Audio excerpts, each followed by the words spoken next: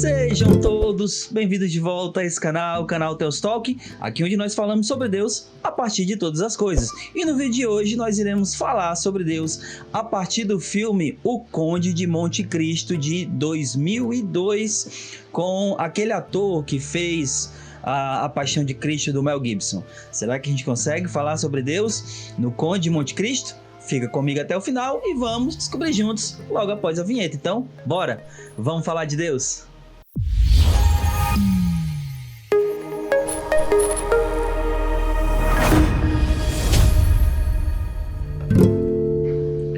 Então vamos lá, vamos falar de Deus, mas antes deixa eu pedir a você do fundo do meu coração para você se inscrever no canal, ativar o sininho, deixar o seu like, deixar aqui comentários, especialmente comentários não apenas sobre esse vídeo, mas comentários também sobre novas ideias de vídeo, tá bom? Então comenta aqui, se inscreve, compartilha, manda para mais pessoas aí. Quantas pessoas você achar que deveriam falar sobre Deus, de conhecer sobre Deus, perceber Deus a partir de todas as coisas, tá bom? Então, sem mais enrolação, vamos pro vídeo. E no vídeo de hoje eu quero falar sobre Deus a partir do filme O Conde de Monte Cristo, com o Jim Caviezel, aquele ator que fez a Paixão de Cristo lá do Mel Gibson. E eu quero dizer para vocês que eu quero fazer um vídeo falando sobre o livro O Conde de Monte Cristo. Ele tá aí ali na lista para fazer um vídeo. Eu estou lendo, tá certo? O livro. E antes de mais nada, eu quero até dizer que o filme que a gente vai falar hoje, ele não tem tanto a ver com o livro.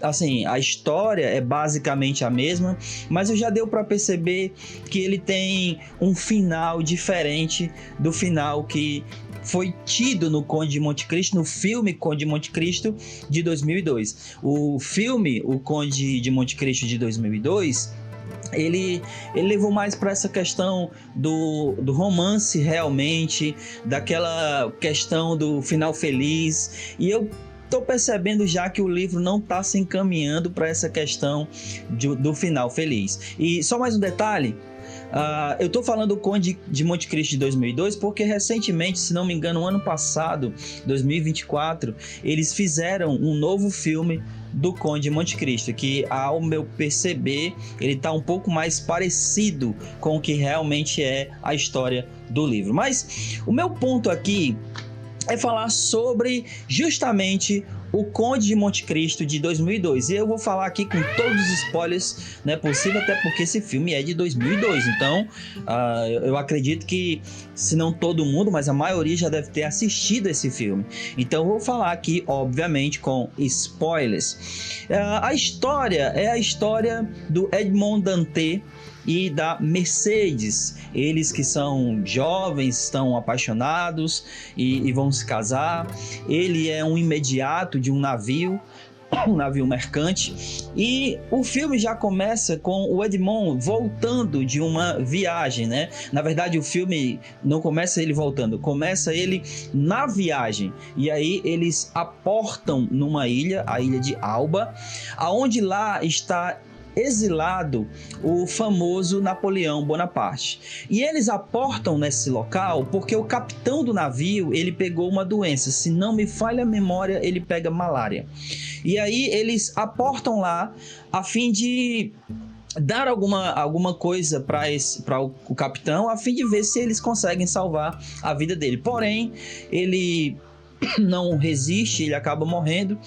E aí o Napoleão, ele acaba exigindo do Edmond, que é o primeiro imediato ali no navio, de como pagamento pelos serviços prestados na ilha, que ele leve para ele uma carta. Mas ele não sabia, pelo menos no filme, ele não sabia nem sequer ler.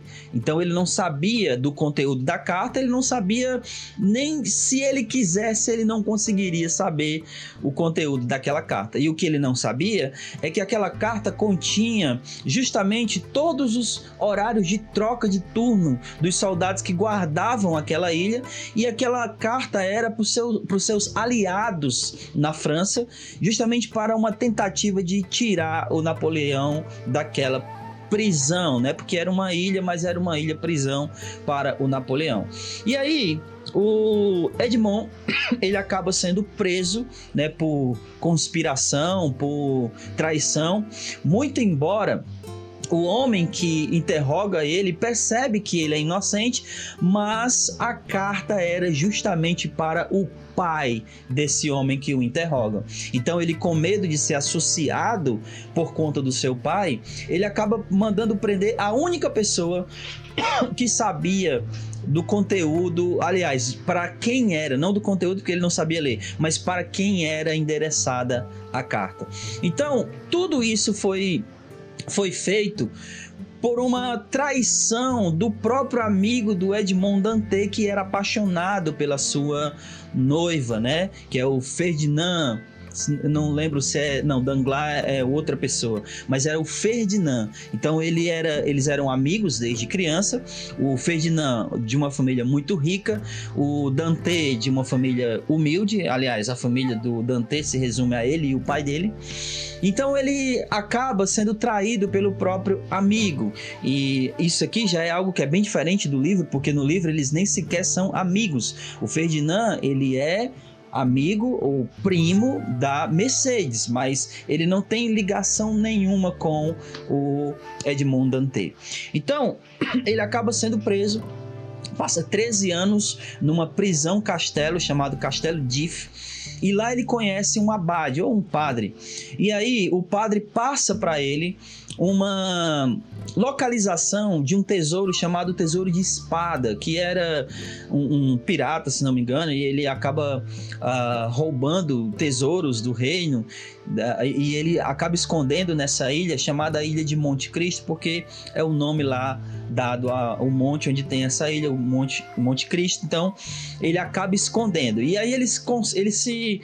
Bom, eu não vou contar detalhes, mas eles acabam se encontrando dentro da prisão, e o padre passa a localização do tesouro, ele foge da prisão, o Edmond Dantès, o padre acaba infelizmente morrendo na prisão, e ele pega o mapa e ele vai atrás do tesouro, encontra o tesouro e acaba com esse tesouro arquitetando uma vingança sobre todas as pessoas que envolveram ele nessa situação.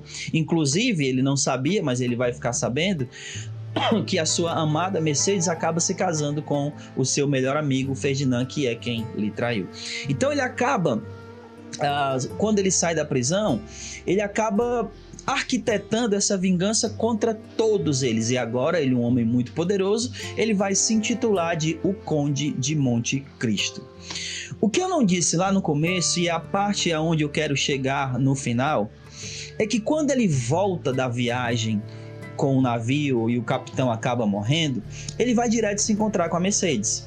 E aí ele diz para ela que a única coisa que ele está esperando é ser promovido a capitão do navio, e isso o dono da frota lá já havia prometido para ele que isso ia acontecer, e quando isso acontecesse, ele iria ter dinheiro para comprar uma aliança de noivado. E aí nesse momento, no filme, isso não acontece no livro, tá? Mas no filme ela arranca um pedaço de linha do seu vestido, enrola no seu dedo e diz: essa é a minha aliança, eu não preciso de uma aliança cara, essa é a minha aliança. E aí todas as coisas que eu já falei aqui acontecem, eles acabam nem chegando a se casar, pelo menos não no filme. Ele vai ser preso, 13 anos e tudo mais, e aí ele sai e encontra o tesouro. Lá pelas tantas, ele já com a sua vingança em curso, já bem adiantada, ela reconhece que ele era o Edmond. E ela acaba se encontrando com ele algumas vezes, e ele nessas vezes acaba negando que ele era o Edmond, mas ela sabia, e ele sabia que ela sabia também. Então, numa dessas vezes que eles se encontram, ela acaba mostrando para ele que ela nunca tirou do dedo a aliança de linha que ela havia colocado. Então, demonstrando para ele que o amor dela por ele nunca havia acabado. E aí, num diálogo entre eles lá, ele diz que... Aliás, ela diz que Deus foi que conduziu tudo aquilo, né? Que fez com que eles se encontrassem de novo. E aí ele diz que havia perdido a fé, né? Que Deus não estava aqui. E aí ela diz assim: Deus está em tudo, até mesmo num beijo. Aí nessa hora eles se beijam e ele aí acaba desistindo da vingança. Tudo isso no filme demonstra que o amor, ele é maior do que qualquer tipo de sentimento, inclusive até do sentimento de vingança. E eu quero falar sobre Deus exatamente nesse ponto aqui, quando ela mostra que a aliança de linha, né, nunca havia saído do dedo dela, que ela ainda continuava amando ele da mesma maneira, e o amor que ela demonstra por ele faz com que ele desista da própria vingança contra todos, né? Contra o Ferdinand, contra ela. E, obviamente, ele acaba demonstrando que tudo aquilo que aconteceu com ele foi injusto, e todos aqueles que trabalharam em prol disso acabam sendo presos, mas a vingança que ele estava planejando enfim, acabar com todos mesmo, até mesmo talvez até com a vida deles, ele acaba desistindo. Isso me fez lembrar de um texto de 1 Pedro, capítulo 4, versículo 8, que a palavra do Senhor vai nos declarar que o amor encobre multidão de pecados. E o sentido dessa frase, de que o amor encobre multidão de pecados, é que quando você ama de verdade, você acaba perdoando os pecados. O sentido não é que você passa a mão na cabeça das pessoas que fizeram o que é errado, mas o sentido é que você acaba perdoando tudo aquilo que fizeram de mal contra você. Então o amor é um sentimento que ele vai além, ele é superior a qualquer coisa que possam ter feito contra você, e que se você ama de verdade alguém, tudo aquilo que fizeram contra você, você vai acabar perdoando, porque o amor encobre uma multidão de pecados. Então esse filme, ele vai mostrar essa realidade a respeito do amor, né? O amor fez com que o Edmond desistisse da vingança. O amor faz com que a gente desista dos nossos ressentimentos. Todo sentimento de amargura, todo ressentimento, tudo aquilo que muitas vezes acaba nos prejudicando, né? Doendo, ferindo, por conta de mágoas, por conta de coisas que alguém nos fez, por alguém que possa ter nos magoado, nos machucado. O amor nos leva ao perdão que cura todas essas feridas. Então o amor, ele encobre multidão de pecado. Então eu espero que você tenha gostado, espero que você tenha chegado até aqui. Esse era o vídeo de hoje, tá bom? Então, se você gostou, deixa o seu like. Eu vou até dar aqui, olha, um segundinho, vai lá, curte aí o vídeo, vai, curte.